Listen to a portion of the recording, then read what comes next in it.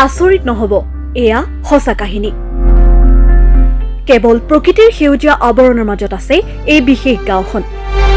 চাৰিওফালে কেৱল হত্যা, হিংসা আৰু ধৰ্ষণৰ দৰে অপৰাধজনিত ঘটনা সংঘটিত হোৱাৰ বিপৰীতে কিন্তু এইখন গাঁৱত যুগ যুগ ধৰি সংঘটিত হোৱা নাই কোনো ধৰণৰ অপৰাধজনিত বা হিংসাত্মক ঘটনা। আজি পৰ্যন্ত গাঁওখনৰ কোনো লোকে অপৰাধজনিত কাৰণত ভৰি দি পোৱা নাই আৰক্ষীৰ থানা কিংবা কোৰ্ট কছাৰীত। গাঁওখনৰ মাজেৰে কেতিয়াবা যদি আৰক্ষীৰ গাড়ীখন পাৰো হৈ যায় সেয়া দেখি ভয়তে পলাই পতং দিয়ে গাঁওখনৰ বহু লোকে। এই বিশেষ গাঁওখন হৈছে চহৰীয়া বাটাবাৰী ধূপগুৰি গছাই গাঁও। নগাঁও জিলাৰ অন্তৰ্গত ঢিং থানাৰ এলেকাত আছে এই অপৰাধমুক্ত গাঁওখন। প্ৰায় ৫ শতাধিক বড়ো পৰিয়ালে একেলগে মিলিজুলি বসবাস কৰা এই গাঁওখনৰ অধিকাংশ লোকেই কৃষিজীৱী লোক। অতীজৰে পৰা এই বৃহত্তৰ গাঁওখন বড়ো লোকসকলে একেলগে মিলিজুলি এজনে আনজনক সহায় কৰি শান্তিৰ সম্প্ৰীতি বজাই ৰাখি অতিবাহিত কৰি আহিছে জীৱন নিৰ্বাহ। নতুন বছৰ আৰম্ভণিতে এই গাঁওখনৰ লোকসকলে সমূহ অসমবাসী ৰাইজক জনাইছে আহ্বান। এই গাঁওখনৰ দৰে অসমৰ প্ৰতিখন গাঁও ৰাইজে অপৰাধজনিত ঘটনাৰ পৰা বিৰতি থাকি এক সুন্দৰ জীৱন অতিবাহিত কৰক। আপোনালোকৰ চেনেলৰ জৰিয়তে মই নগাঁও জিলা নিখিল বড়ো ছাত্ৰ সন্থা আৰু এই গাঁৱৰে সন্তান হিচাপে মই নতুন বছৰ শুভেচ্ছা যাচিলোঁ। সকলোৰে জীৱনত সুখ শান্তি আৰু আনন্দ হওক সেইটো মই প্ৰাৰ্থনা কৰিছোঁ। আৰু যিহেতু আপুনি ক'লে যে এই অঞ্চলৰ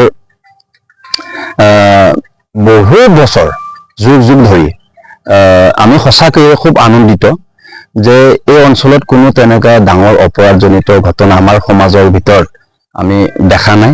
আৰু এই অঞ্চলত যদিও সৰু সুৰা যদি ঘটনা হয় আৰু সেইটো এই অঞ্চলৰ যি সমাজ ব্যৱস্থা গাঁওখনৰ এইটো আমি গাঁও উন্নয়ন সমিতি বুলি আমি সমিতি এখন গঠন কৰি লোৱা প্ৰথম পৰা পৰিলক্ষিত হৈছে।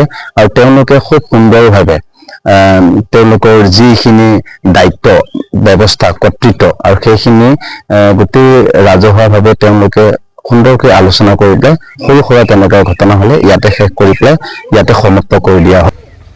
তেওঁলোক ইমান সহনশীল ইমান সহজ সৰল লোক যাতে কোনো কাৰণত কাৰো লগত কোনোদিনে হাই কাজিয়া বা অপৰাধজনিত ঘটনা এনেকুৱা ঘটনাবোৰৰ পৰা সদায় দূৰত থাকে আৰু সকলোৱে সকলোৰ লগত ভাৱ বিনিময় কৰি মিলা প্ৰীতিৰে জীয়াই থকাটো কামনা কৰে। ইয়াৰ পৰাতো কোনোদিন থানাত যাব লগা পোৱা নাই আজি পৰ্যন্ত? নাই, ইয়াৰ পৰা আমি দেখাত আজিলৈকে কোনো এজন ব্যক্তি থানাত গৈ বা কোনোবা এটা ঘটনা বেয়া কৰ্ম কৰি তেওঁ যে থানাত যাবলগীয়া হৈছে তেনেকুৱা আমাৰ নজিৰত নাই।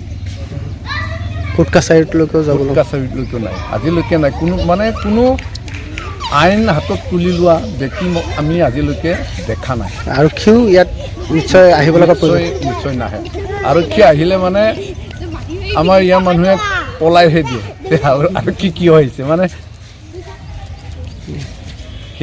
কি আহ্বান জনাব এই নতুন বছৰৰ আৰম্ভণিতে? কি আহ্বান জনাব ৰাইজক? আমি এই নতুন বছৰ 2025 বৰ্ষৰ এই নতুন বছৰটোত আমি এইটোকে অসমবাসী ৰাইজক আহ্বান জনাম যাতে আমাৰ এই ধূপগুৰি চহৰীয়া বটাবাৰী তিনিখন গাঁও যেনেকৈ অপৰাধজনিত ঘটনাৰ পৰা বিৰত থাকি সকলোৱে সকলোৰ লগত মিলা প্ৰীতিৰে থাকি যেনেকৈ জীৱন অতিবাহিত কৰিছে ঠিক অসমৰ সকলো ৰাইজে যাতে এনেকৈ চলি যাব পাৰে আমি তাকে কামনা কৰিছোঁ। আৰু আমি ইয়াত বৃহৎ জাতি জনগোষ্ঠীৰ মাজত আছোঁ।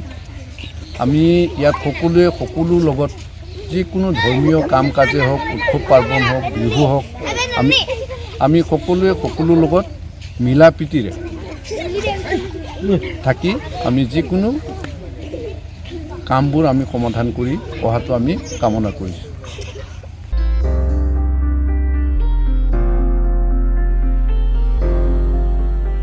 ঢিঙৰ পৰা Joydeep Das report, my news any.